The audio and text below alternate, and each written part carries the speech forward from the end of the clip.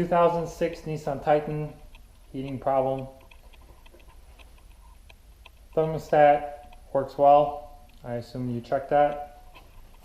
This is a heater box valve, or heater core valve I should say. Goes out, easy way to check. Make sure the engine's at operating temperature, and both of these are same temp as well, so hot. And obviously make sure your heating controls are on hot as well, so this way it actually allows coolant to travel from the engine side to the heater core side. That's not the problem with my car. Everything's good past the heater core. The problem I found out, it's actually the blend door itself. It's not opening. There's an actuator that's located on top of the heater box that I thought would be the problem. It's not. The actuator looks like this. This is already a new one. Somebody's replaced it, but the issue is farther or deeper into the dashboard than this. And the problem is, this is the gear that runs the doors to open inside the heater box itself, and one of them actually, the little arms that rides on this track or this track, broke off, and allows, it's the blend door, it allows the cold air to come in and mix with the warm air, and then you're not getting hot air inside the cab. So we're gonna have to take the dashboard out. I tried to fit my hands in there. To take that stuff out is easy, but to actually fix the blend door itself, it's difficult. You have to take at least the top of the dashboard off to do that. They actually tell you that you have to replace the whole heater box. We're going to see if we can't fix it, mend it a way that will work, and it's going to be strong enough. So far so good. Put the car in auxiliary, don't start it, move the lever over, put it in first or second gear, undo make sure your wheels are chucked. Take off the handle, the shifter handle, and then you could actually pull up on this part. The only thing holding it in are those clips right there on the bottom.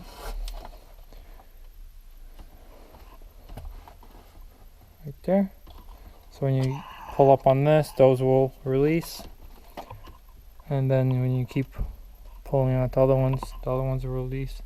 And you can actually, as you're pulling it, you're going to slide it backwards and move it out of the way.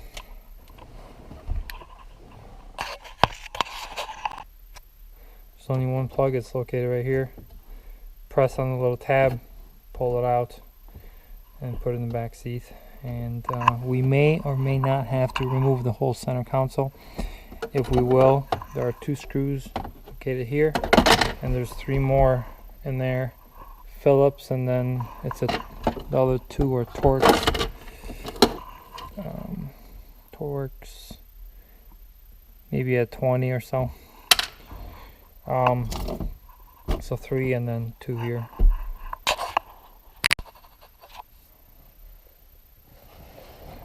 Removing these is easier. Press the little button, slide that out, pop out. This one's broken, but the same thing. And then these obviously as well.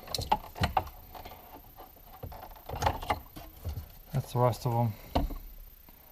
They'll come out all in one piece.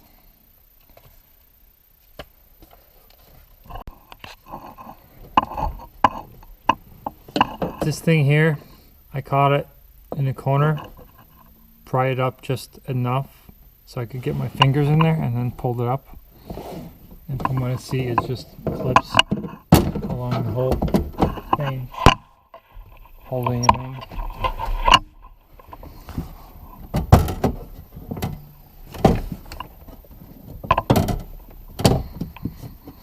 I'll put the camera down.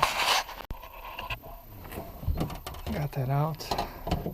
So it's those clips along the top, and then the bottom is just kind of slid in there and holds it in.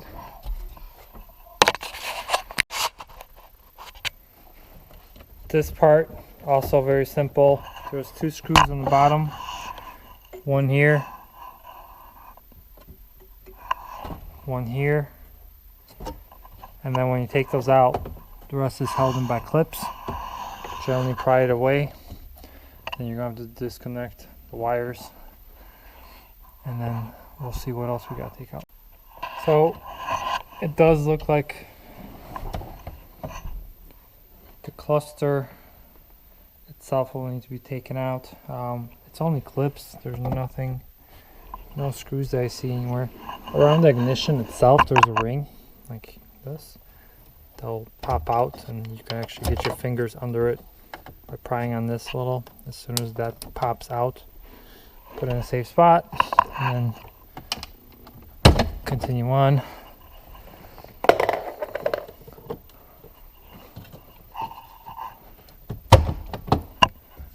Just like that.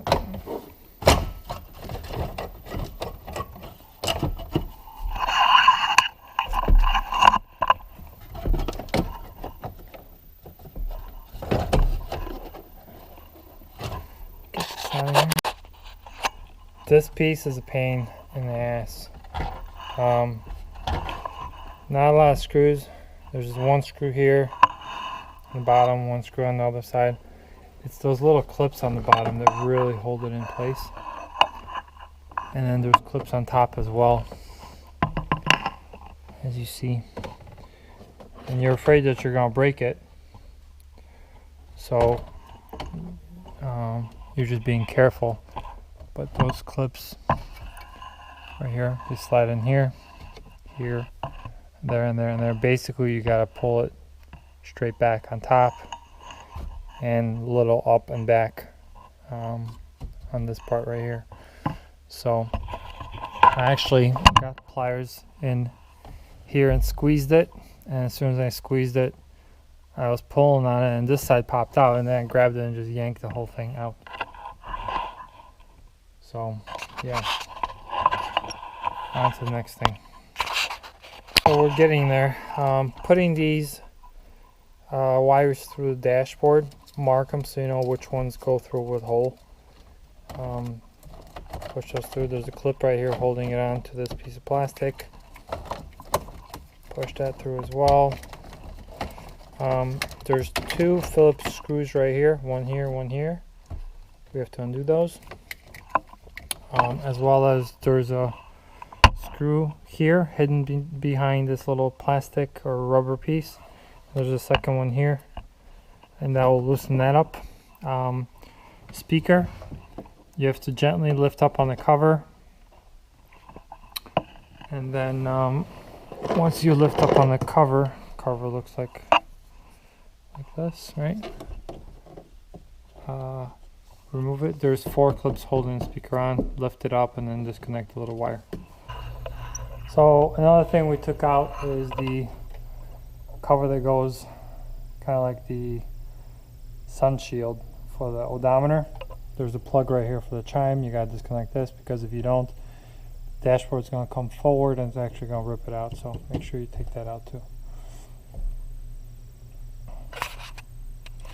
I'm going to go work on the other side. Take out that speaker.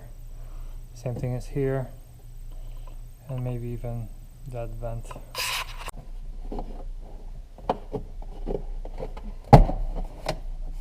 Pry it. Pop it away. This pops out. This pops out. Like that. There's a 10mm here, there's a 10mm here.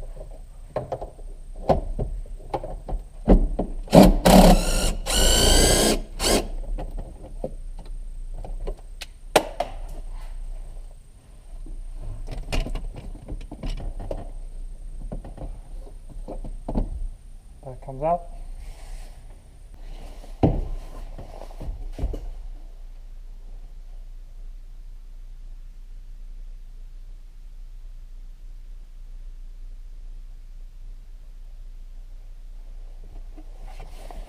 I think the last thing holding it on is the airbag, actually, which should be right here.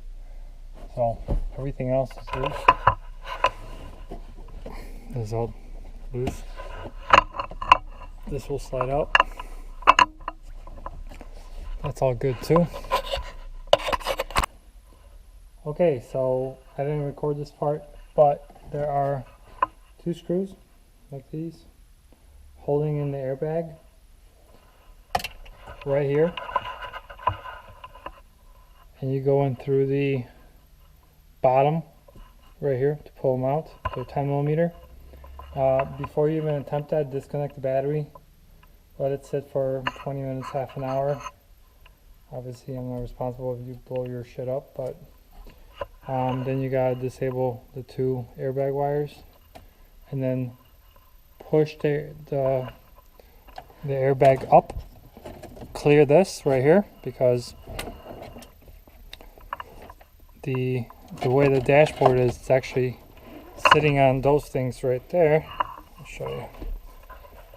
On these things, so you gotta push them out over, let them rest here, and then you lift up the dashboard, slide it back and over the steering wheel, and then pull it out of the car. So there are 2 hoses, or vents I should say. One that's tucked up under here, it's attached to here.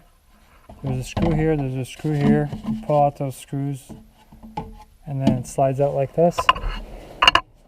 And then there's a second one that's small like this,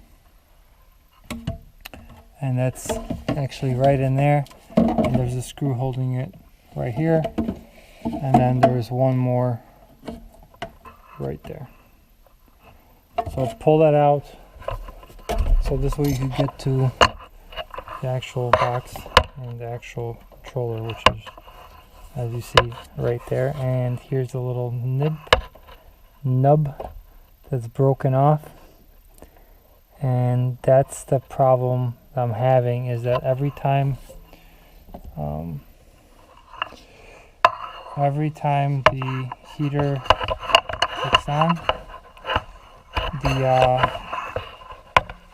power from the blower moves this thing and it shuts itself off. So it's got to be in that position for it to actually work. I'm going to see if I can't pull this out or not.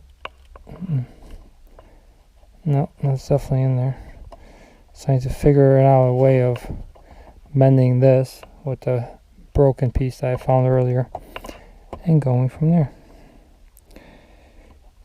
But yeah, this goes there, and then this travels that much, and you get heat, and it's like that. And this is here, and that's there.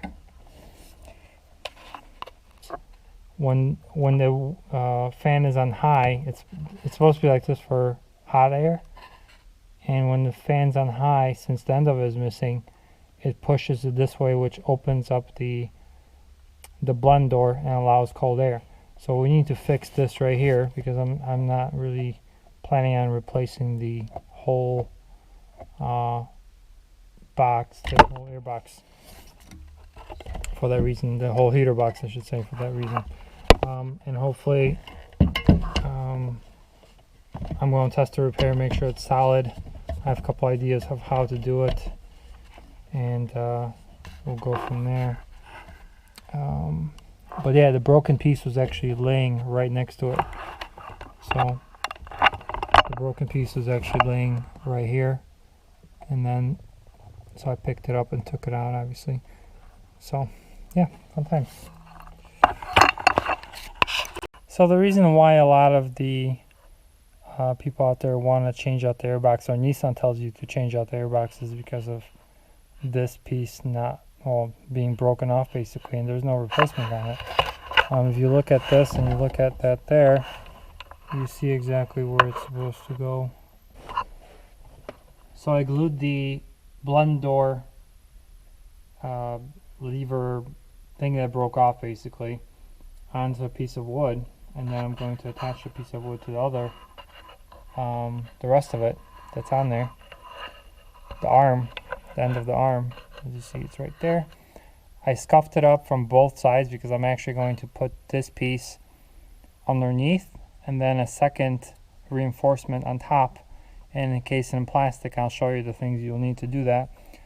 But there's plenty of room for it to still fit a piece of wood about that thick. It's like a popsicle stick. File it down just a little bit so it's smooth. File down the bottom of this a little bit to rough it up. Rough up the bottom of that arm as well as the top of it, because you're going to put glue on both top and bottom, as well as either metal or wooden strips. This way it holds everything together from both sides. It's like a sandwich. So make sure you clean it with alcohol from both sides. Let it dry. Right now, as you see, I have this lamp on top of it warming it up.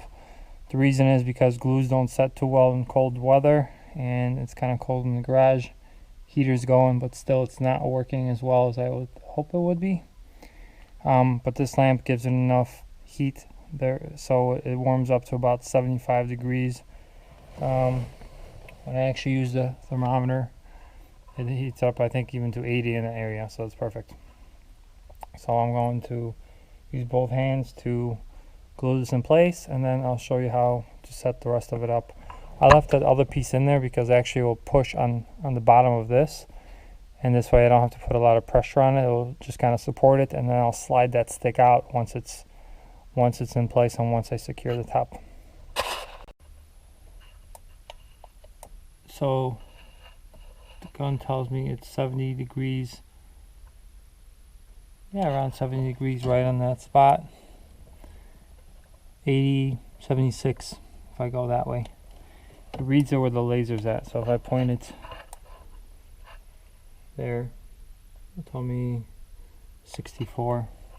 Anywhere else in the truck is 52, so we definitely want it warmer. These are awesome. Definitely a good thing to invest, even for brakes. You can find out which caliper is sticking. You can find out which one's running hot. Bearings as well on a truck, car, or trailer. So it's got a laser guide for aiming. This lights up as well. Celsius and Fahrenheit. Put some drops of glue on there. Right now I'm holding it for about 15-20 seconds just to make sure it sets. See, I actually put in 3 pieces of wood across the top as well. I'm going to use Qbond as well. Before I go any further, I'm just going to drop down, just glue them in place in the middle, and then I'll show you the powder that will go over the whole thing, and then you put drops all over and turns it in cases in plastic basically. So it should be really strong at that point. It's all dry, fixed, moves nicely, full range of motion, so it's time to put it back together. I gotta grease this up, grease up this and that, this way this doesn't pop up. And well, it's coming back together. Put the relay on first onto the black piece, and then put the black piece in, because you'll never get to the screw here, the back one of this. So it's so much easier. And then there's only 3 screws for this, 3 screws for that. Line everything up, plug it in, and then put the dashboard back together. Good luck.